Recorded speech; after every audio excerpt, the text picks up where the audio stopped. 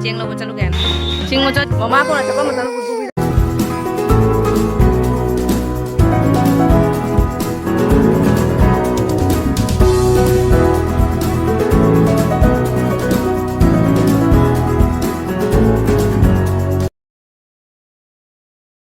Hello everyone, good morning. Ahan waktada mayam boy kong na krumjari.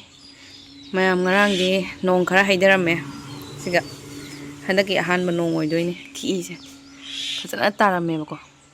Mayam ngasidi akhoi ne manauna Imphal dagi pubirakpa bori do thongjarage. Mayam sida khamen simbi leire, alu khara yaure, aduga kobi lai satpi, morok atekpa, aduga motor truck asmain tawraga thongage.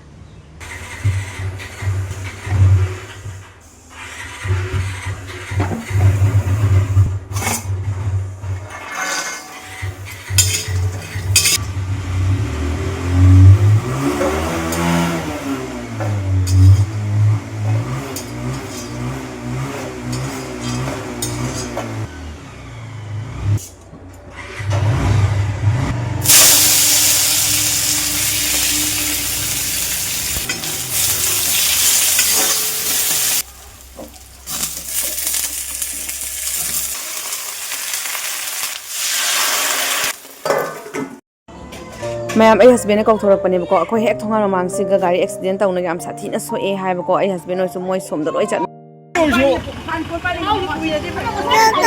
na ko to li nganu ngai pama tuine lady masabo subsol kani aba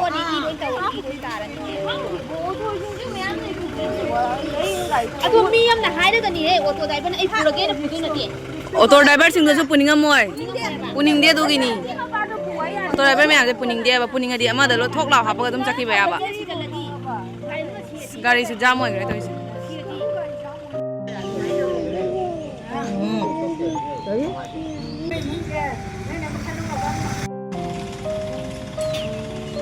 Sum pa le dukan ni da ngang na so da ban dukan ni thein na dana ngang da jam thi so ka ma khong do ti ba khanu ma khong mai ni sim jam so yi ngang do ade khoi na pi ni da ko khoi dai ni ma khong so da moi ni thnai moi ni ari thnai ne ni ko so na moi ni thnai ni gari kan jam choi ngang ni do ngang ji jam choi de ida yu ma khong ko da so kha ngang do accident to da jam thi na so khare ma khong ko do pai dana Mangai lo na kai na I thok na akoi jengba chatli school bi satra ni jamna nungaite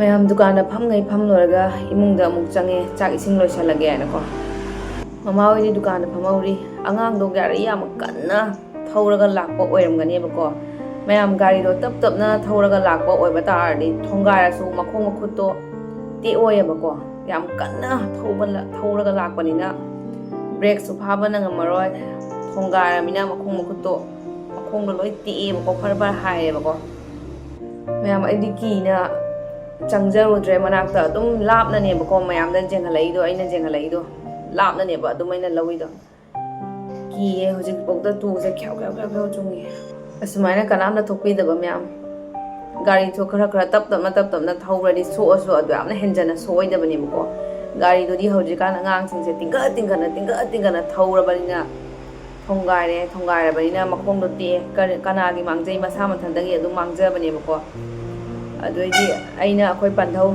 manthau tho bani akhoi panthau thok toi ni ba ko du ma su makhong do khara so e ba ko ma du ma di adam sok te hai sok ta ba su oi ra sano mayam na ki ji ba ko kaim tau da ba su oi ra sano khangdre mayam kai hai de ba mi gi to sa ai do ko kai sum tau da ba mi su angang do na thongai bi re ba ko du chin je hai ba bong ngamak tre ba ko pat tat le ai chin je mayam ngasigi bori thong ba se ai phajana video hapchara ke na khalam bani adubu ai hapa se ngam dau mandre mayam khut ka se ni e ba ko kainom tawre mayam isa se angang do khatang khak aina machet khak uye ba ko mako ka do loi kai raga I nga tangai hore ba ko aduna mayam as hapa roige jang se mayam dukan da pung muk thamora ga ni ba ko aina lai se isa ga se kainom taw ba mayam adu loraga muk chung na changai ne ba ko chung gi thabai nga muk taw da ba dia de na ko mayam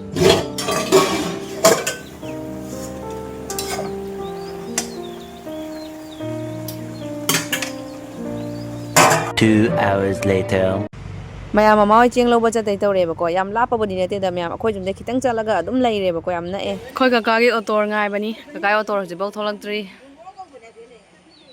ꯑꯩꯈꯣꯏ ꯗꯣꯟꯆꯥ ꯃꯦꯃꯤ ꯌꯦꯡꯍꯜꯂꯛꯀꯦ ꯗꯣꯟꯆꯥ ꯃꯦꯃꯤ ꯌꯥꯝ ꯅꯥꯜꯂꯦ ꯉꯁꯤꯗꯤ ꯑꯩꯈꯣꯏ ꯀꯩꯅꯣꯗ ꯀꯌꯥ ꯀꯥꯏꯗ ꯍꯣꯏ ꯗꯤꯂꯥꯏ ꯆꯦꯡ ꯂꯧꯕ ꯆꯠꯂꯨꯒꯦ ꯍꯥꯏ ꯃꯌꯥꯝ ꯑꯩꯈꯣꯏ ꯗꯣꯟꯆꯥ ꯑꯅꯤꯁꯨ ꯌꯥꯎꯔꯦ ꯑꯩꯈꯣꯏ ꯅꯦ ꯃꯅꯥꯎ ꯑꯝꯇ ꯌꯦꯡꯖꯒꯦꯕ ꯁꯦꯁ ꯑꯩꯈꯣꯏ ꯅꯦ ꯃꯅꯥꯎꯁꯨ ꯌꯥꯎꯔꯦ ꯑꯩꯁꯦ ꯉꯥꯏꯍꯥꯛꯇ ꯃꯨꯔꯦꯕ ꯑꯩꯁꯦ ꯉꯥꯏꯍꯥꯛꯇ ꯃꯨꯔꯦꯕ ꯑꯗꯨꯅꯅꯦ ꯅꯪꯅ ꯍꯦꯟꯅ ꯅꯥꯜꯂꯤꯌꯦ ꯉꯁꯥꯏ ꯅꯪ ꯆꯠꯇꯣꯏꯔꯥ ꯍꯥꯏ ꯍꯥꯏ ꯍꯥꯏꯔꯣ ꯑꯩꯈꯣꯏ ꯀꯨꯇꯨꯁꯨ ꯆꯠꯇꯣꯏ ꯃꯥꯅꯦ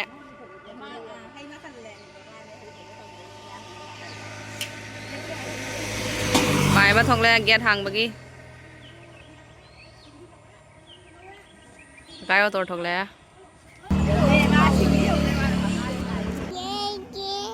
ꯆꯟꯒꯗ꯭ꯔꯥ ꯅꯣꯏ ꯄꯨꯝꯅꯃꯛ ꯆꯟꯒꯗ꯭ꯔꯥ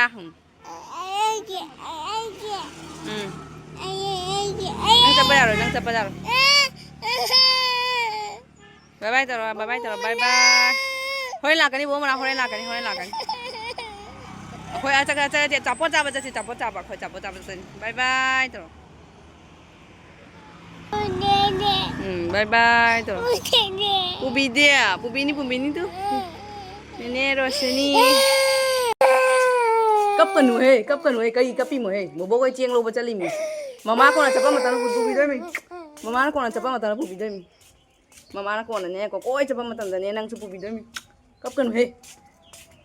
Muji a mo bawa cieng lo baca lini nang chapa ya roi ba cieng lo baca lini. Cieng do lo baca li ba. Mamam cha na bu. Horen phayeng ko na mama chapa ta pubi kya ba. Mama ko na chapa ta pubi kya ba. Kap kan ba. Tu pu alai.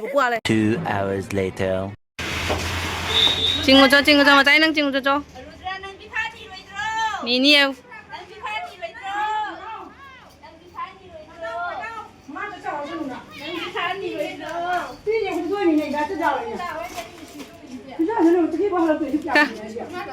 Cái tên nào vậy? nó nói cho bây giờ sẽ vừa lâu chắc khác bỏ chắc khác bỏ nào